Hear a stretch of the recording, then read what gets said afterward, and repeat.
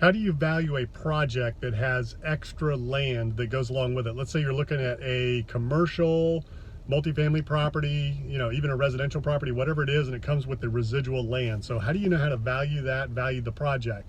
So what you got to do is you got to understand, what is the project worth? What is the property worth as is? So the improved part of the property, what is it worth? Is it, an ARV in a residential case? Is it worth what the comps say it's worth? Is it worth what the income will say it's worth if it's a commercial or multifamily or industrial property? So you need to understand that first. Then you need to place a value on the land component, raw and undeveloped, and it's going to be worth less raw and undeveloped and unentitled than it is if it's already approved and entitled for future expansion. There is a value to that in terms of the improvements that you place a premium on it. So when it comes to the extra land, you're going to look at comps. There's going to be comps for land for entitled property and for unimproved, unentitled property that doesn't have the zoning. So you should be able to get some comps there. And if you can't find the comps, then you need to look at what does the development pro forma tell you.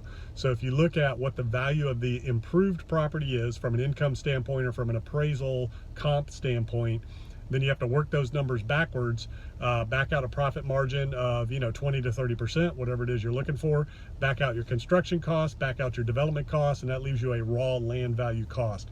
So you always start with the end in mind. You start with the end value, you back out your profit margin, your cost to build, your cost to develop the property, the cost to get it approved so that you can build. And then you work it all backwards, and that leaves you a basis for your land cost. And there's also national averages that you can look at for development land, what it should run per pad for houses, per pad for per door for apartments, hotels, commercial, multifamily, whatever it is. There are rules of thumb out there, but every market's different. Every area of the market is different. Some land is more valuable than in other areas because of what you can get for the land and what you can get out of it from an income or a sales standpoint. So make sure you look at those things and work the numbers backwards. That's how you value a residual excess piece of land with an improved property.